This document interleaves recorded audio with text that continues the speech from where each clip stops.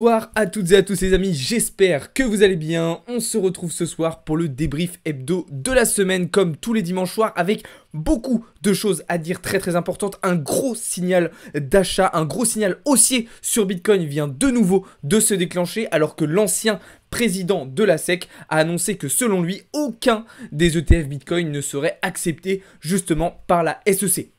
Évidemment, on reviendra sur les différents événements qu'il y a eu tout au long de la semaine et on essaiera aussi de préparer au mieux la et les semaines qui vont arriver puisqu'on va se rapprocher de plus en plus d'échéances très importantes pour les marchés financiers. Donc beaucoup de choses à voir ce soir. Comme d'habitude, juste avant de commencer, je vous invite à vous abonner, à liker et à partager un maximum, mais surtout à rejoindre le serveur Discord. Vous avez le lien en bio et en description. Allez, c'est parti. On va commencer dans un premier temps par le marché crypto, bien évidemment. Un marché très calme ce week-end, on est en plein mois d'août en plus, donc forcément la volatilité est quand même relativement basse, mais attention, volatilité basse ne veut pas dire qu'il n'y a pas d'opportunité. D'ailleurs on en parlera un petit peu plus tard dans le live, mais il faut bien faire la différence entre faible volatilité et faible opportunité. Il y a des opportunités sur les marchés, mais tout simplement elles mettent plus de temps à se mettre en place du fait qu'il y ait peu de volatilité.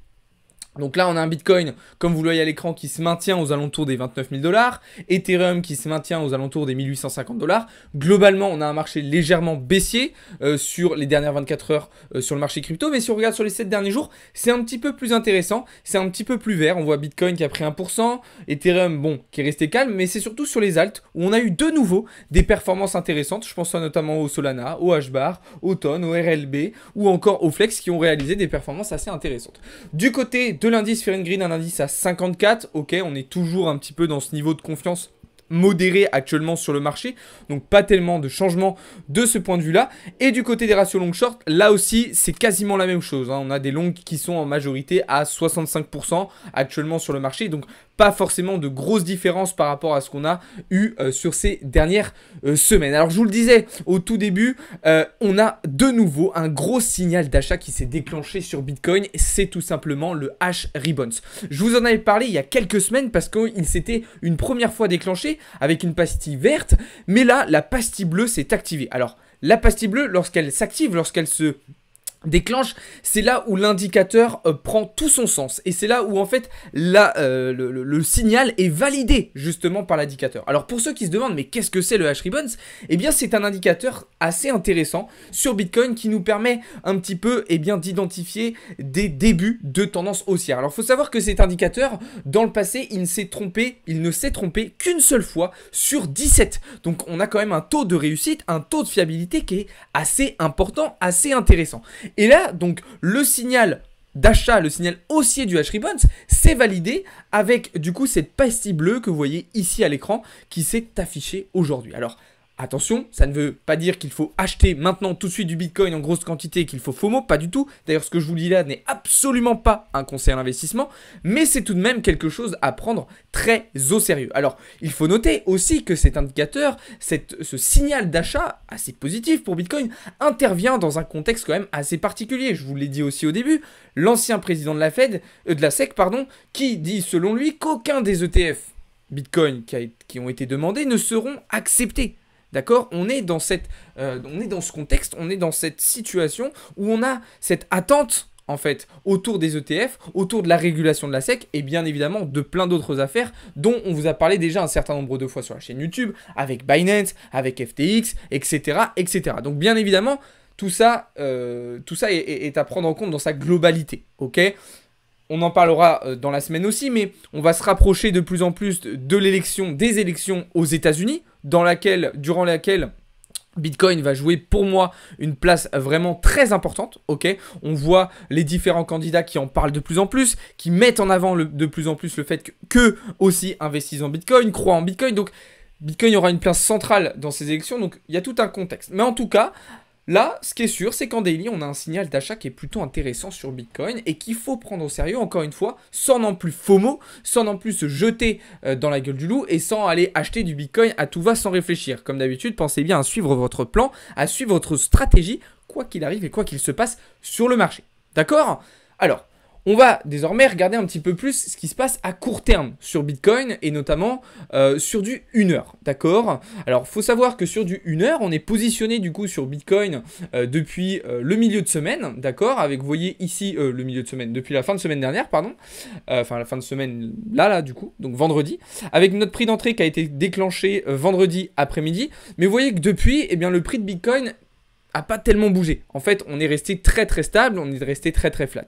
Et en réalité, ben du coup, je vois bien une nouvelle prise de liquidité vers le bas pour ensuite aller chercher potentiellement vers les 30 200 ou même bien plus haut sur Bitcoin. En tout cas, c'est le scénario, c'est le plan que je privilégie pour le moment sur Bitcoin. Là aussi, ce n'est pas du conseil en investissement.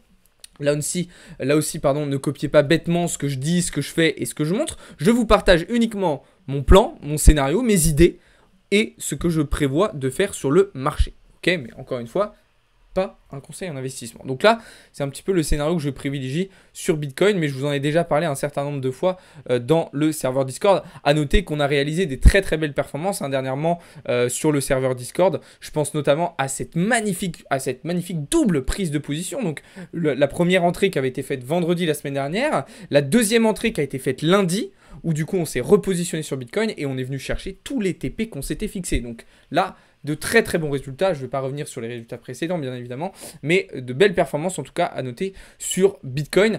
Bien évidemment, on reste dans une situation quand même de range, d'accord, autour, on va dire vulgairement, entre les 28 000 et les 31 000, 32 000 $, d'accord. Donc de ce point de vue-là, il n'y a pas eu tellement de changements sur la situation sur Bitcoin, mais on verra au fur et à mesure de la semaine qu'un certain nombre de facteurs vont potentiellement pouvoir influencer justement le futur comportement de Bitcoin.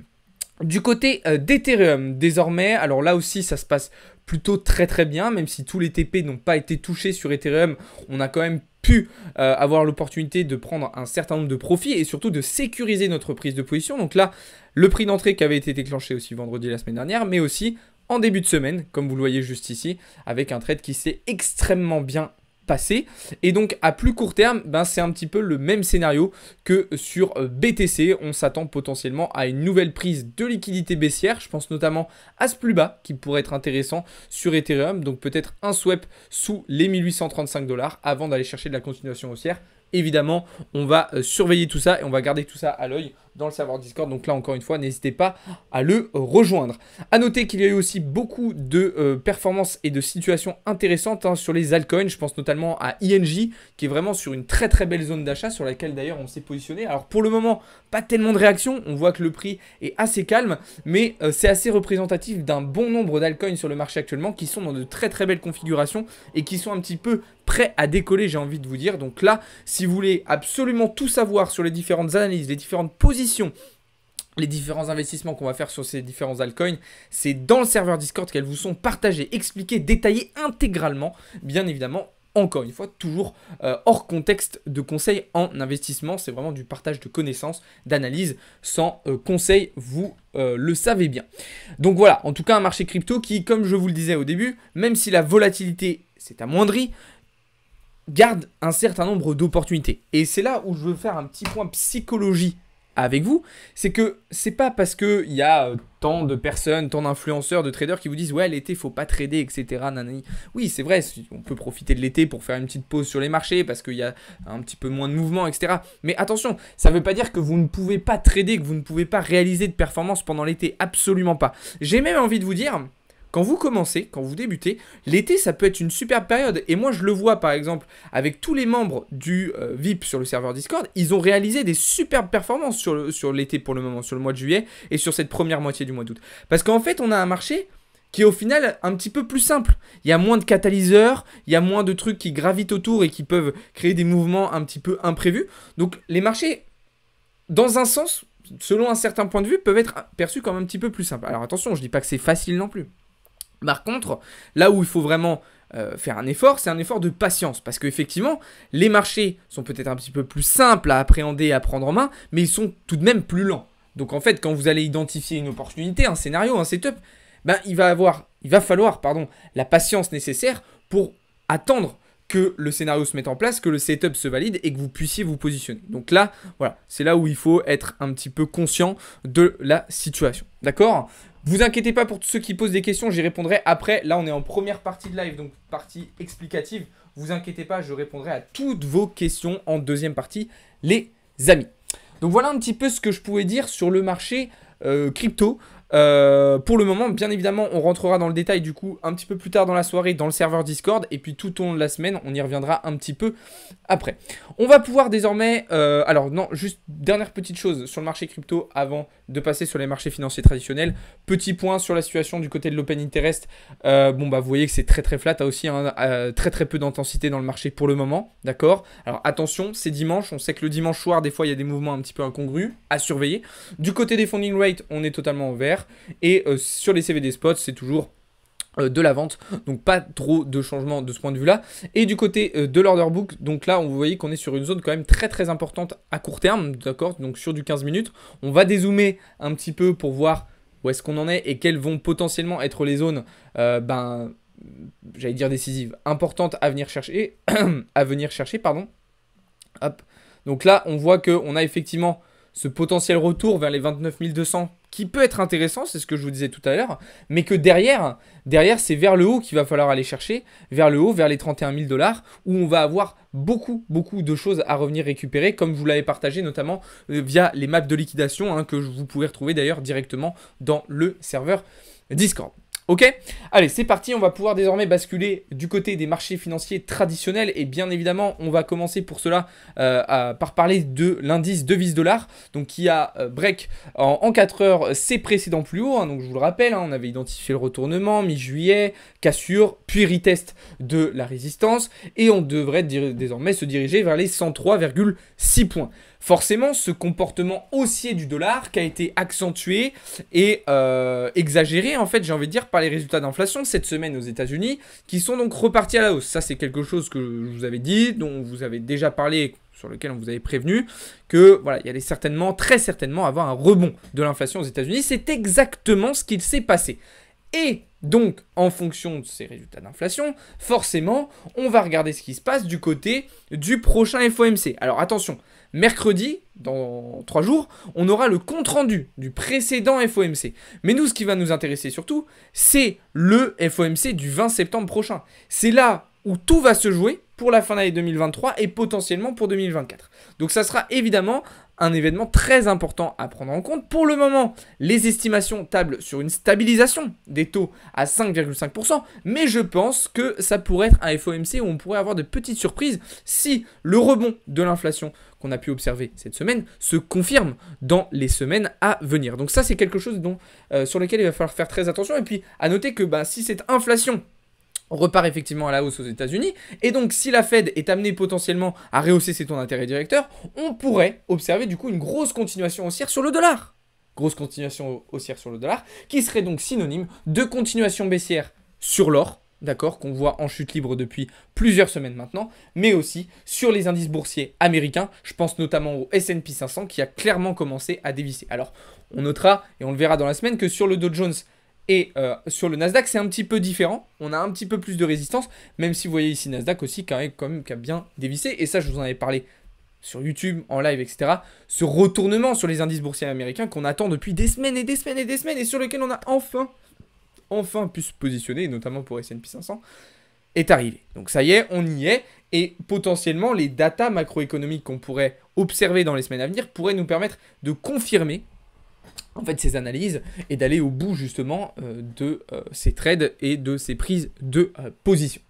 Donc voilà vulgairement et globalement ce qu'on pouvait dire sur les marchés américains. Du côté des marchés européens, eh bien on a toujours un CAC qui baraude un petit peu là autour de sa structure des 7400 points, qui a du mal un petit peu à prendre une direction. On a des données un petit peu particulières aussi en Europe, je vous en ai déjà beaucoup parlé, je ne vais pas revenir dessus. Du côté du DAX, c'est sensiblement la même chose. Voilà, alors on est revenu tester les 16 400, on a redévissé, mais voilà, on est toujours un petit peu en phase d'hésitation, alors que clairement les données macroéconomiques européennes pourraient nous faire tomber d'une minute à l'autre, mais on a quand même un petit peu de résilience de la part du marché, à certains moments en tout cas. Donc bien évidemment, c'est quelque chose qu'il faut garder à l'œil.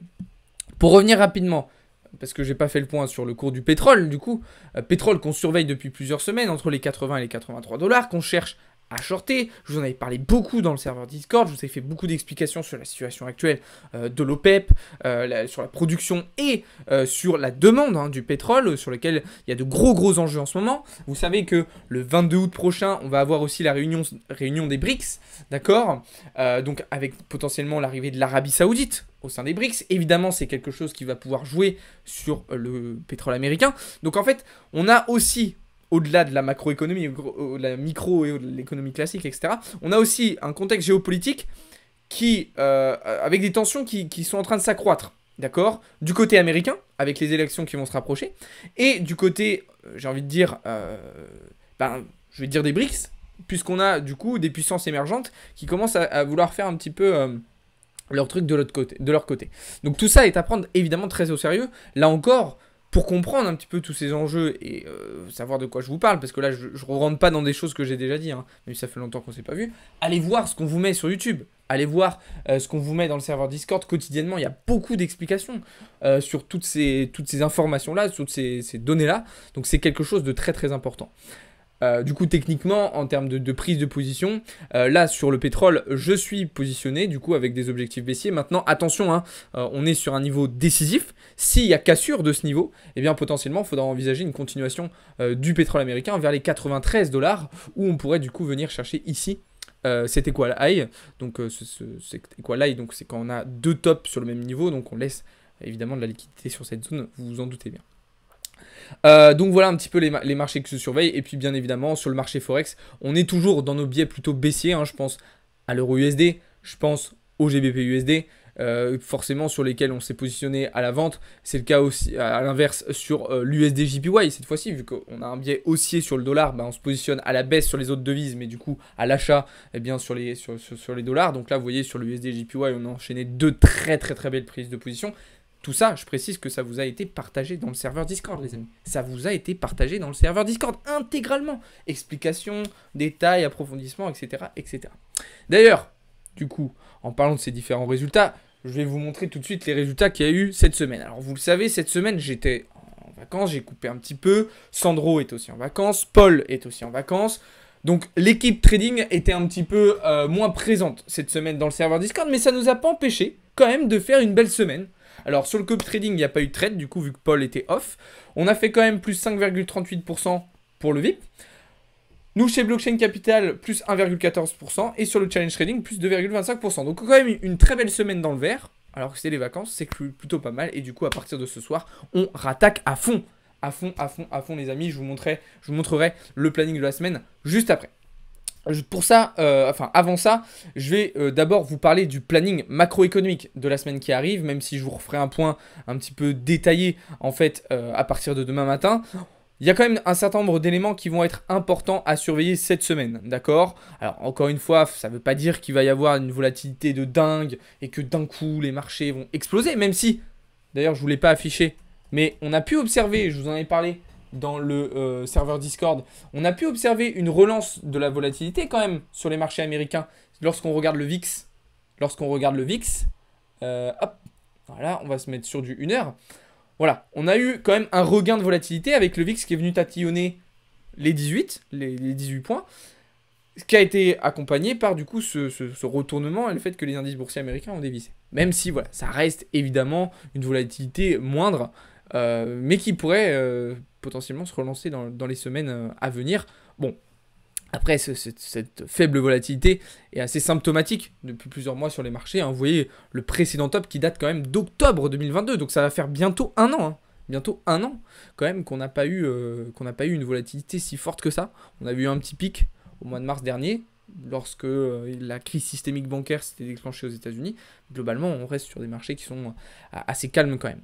Ok, donc j'y viens. Le programme macroéconomique de la semaine prochaine. Alors demain, journée très calme, journée très chill. Ok, il n'y aura pas forcément grand chose, pas en tout cas de gros catalyseurs, même si il y aura des choses à surveiller sur les marchés. Mardi, session asiatique très intéressante avec la production industrielle en Chine ainsi que leur taux de chômage. Donc là, ce sera des données évidemment qui seront très importantes à prendre en compte. Là aussi, il y a quelques semaines de la réunion des BRICS. On aura des résultats sur le marché de l'emploi au Royaume-Uni en début de session de Londres. Donc là aussi, des résultats qui vont être potentiellement intéressants. On aura sur le temps du midi mardi les prévisions économiques de l'Union européenne, mais c'est surtout à partir de 14h30 que ça va nous intéresser mardi, puisqu'on aura les ventes au détail principales aux États-Unis. Donc là, forcément, un résultat d'un point de vue économique qui va être important à suivre. Et on aura les résultats d'inflation au Canada.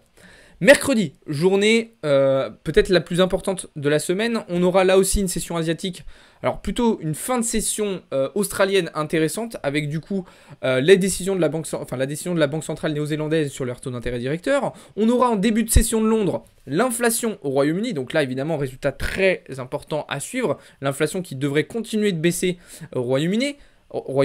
Fin de matinée, on aura les résultats du PIB, cette fois-ci de l'Union européenne. Donc là, pour nos trades sur le CAC et sur le DAX, ça sera évidemment des résultats très très importants à prendre en compte. Et là aussi, c'est surtout du coup mercredi après-midi que ça va nous intéresser, puisqu'on aura à 14h30 permis de construire aux États-Unis, vous savez, le secteur de l'immobilier qui est hyper important à surveiller en ce moment, les stocks de pétrole brut à 16h30 et surtout compte rendu de la Fed, donc compte rendu du FOMC, minute de la Fed, le mercredi à 20h, qu'on suivra évidemment en direct. Jeudi, journée intéressante aussi, avec notamment l'après-midi du côté américain, les inscriptions hebdomadaires au chômage, comme d'habitude, mais surtout l'indice manufacturier de la Fed de Philadelphie. Donc là aussi, un indicateur assez important à prendre en compte. Et on terminera vendredi en beauté avec les résultats de l'inflation sur l'ensemble de l'Union européenne. Donc une semaine assez intéressante, notamment mardi, mercredi et jeudi, qui seront peut-être les 3 journées où on retrouvera le plus de volatilité.